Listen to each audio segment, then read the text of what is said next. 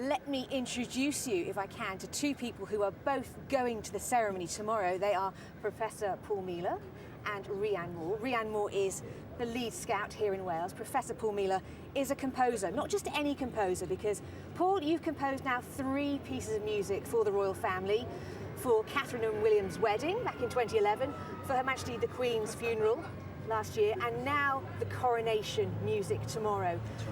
And you still get excited when you get that call from the palace to say, can you compose something? You get excited to start with and then very nervous, because then you actually have to do it. That's the thing. Now, the good news for you is that actually the chap that you're composing for, he can sing, which helps. So Bryn Terfel, what has it been like working with him? I've worked with Bryn before, and well, you know, when you've written a piece for Bryn, he will add so much to it. He will just take it into another dimension. He's one of the greatest singers we've ever had in Wales and indeed the world. So it's an honour for me.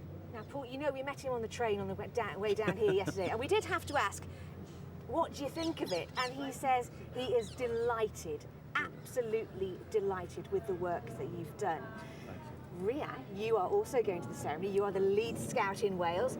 You are going to be hearing this beautiful piece of music, one of 12 new commissioned pieces of music.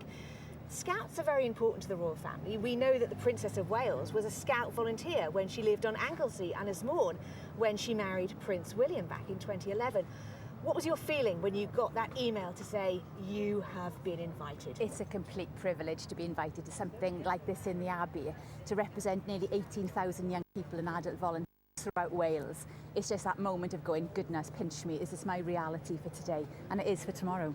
You nearly put the email in the junk, didn't you? You thought it was a wind-up. Let's be honest about this. I had to make a phone call to double check, absolutely. It didn't end up in the spam, and I did reply in time. I did get my invitation.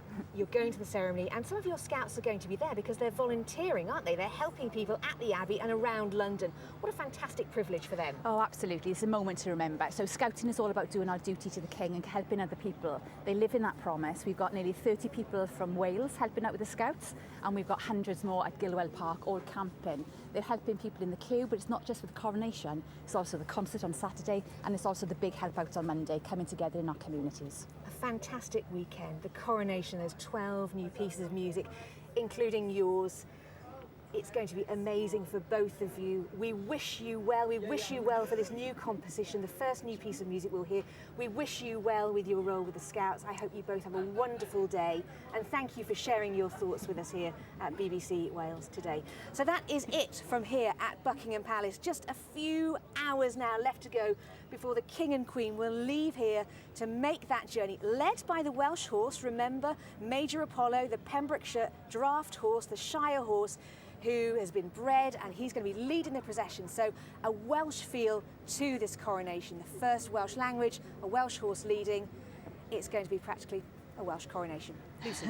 Colette, thanks very much.